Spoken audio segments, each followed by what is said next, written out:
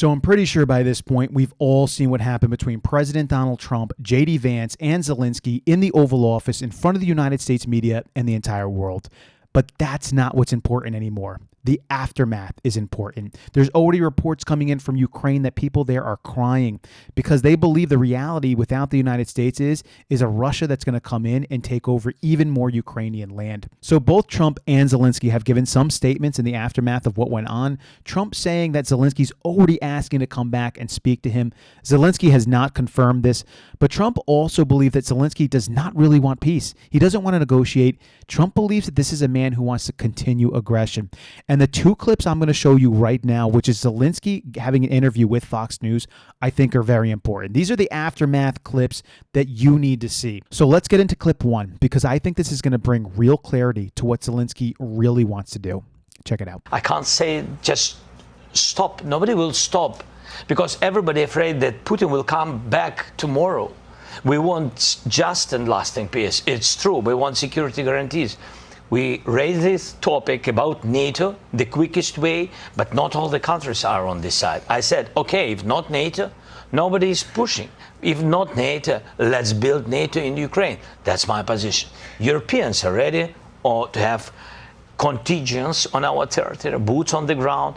United States thinks maybe to help, maybe USA backstop, have to be just to guarantee that they are with the Europeans. Look at Europe, it's strong, it became stronger, but they also want to have allies like the United States. That's what I said. I don't think it could get any clearer than that. You heard it straight from Zelenskyy himself. He wants to build NATO in Ukraine. He's already saying that he wants to bring military boots on the ground from European countries and that it looks like European countries are willing to do this. But he would also like military boots on the ground from the United States. Do you understand how disastrous this could be? I believe Zelenskyy already thinks he's in World War III. And he's not going to stop this fight. He just wants to bring other countries into this fight. And Donald Trump has clarity of thinking on this and realizes that this man is going to start a World War III. And the Europeans do not have a good track record in the last 120 years or so when it comes to staying out of world wars. It doesn't mean that the United States has been perfect either, but we have generally tried to stay out. Now, yes, we've given weapons, we've given money, lend-lease. You can say whatever you want about the United States. We do not want a World War III. But it is obvious to Trump that this man is not done with the aggression. If the United States doesn't pull back now, Ukraine is going to think that it has some power behind it because of the U.S. And if the U.S. does pull back, they're going to feel naked and vulnerable. And that is going to bring Zelenskyy to the table to make a deal. And I think far too many people out there do not understand the historical complexities of the internal conflicts in Ukraine and their external conflicts with Russia. This is not as simple as Russia just invaded Ukraine. The Ukrainian government in 2014 passed legislation to restrict the Russian language. There are people in eastern Ukraine who have strong ties to Russian history, who have strong ties to Russian nationality and the Russian language. Because of this legislation, this drove a nationalistic movement in eastern Ukraine, almost a rebellion against the Ukrainian government because they felt like they were being attacked, subjugated. And what was the response from the Ukrainian government? They have been shelling eastern Ukraine for over a decade now. They have been bombing people there. People have died, but tens of thousands of people have died. People who have strong ties to Russia and really don't want any part of Ukraine. And Russia has been watching this for years. And on top of that, the United States and European countries have been adding increasing amounts of countries into NATO, which is a Cold War military alliance close to the borders of Russia. And so Russia, I'm not agreeing with Putin or Russia going in and invading a sovereign Ukraine. I get it. But right now, it is what it is. This is not Germany again.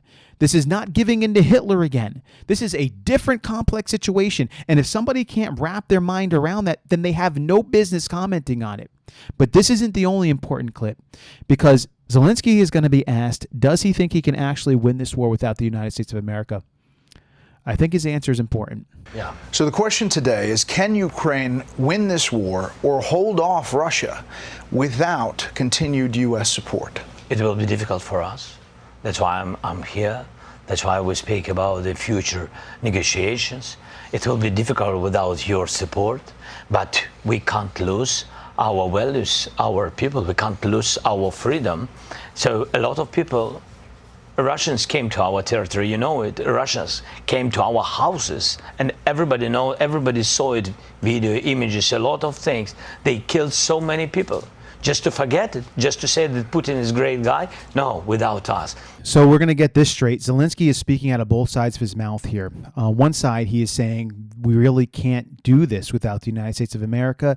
It's probably going to be very difficult, and that's an understatement.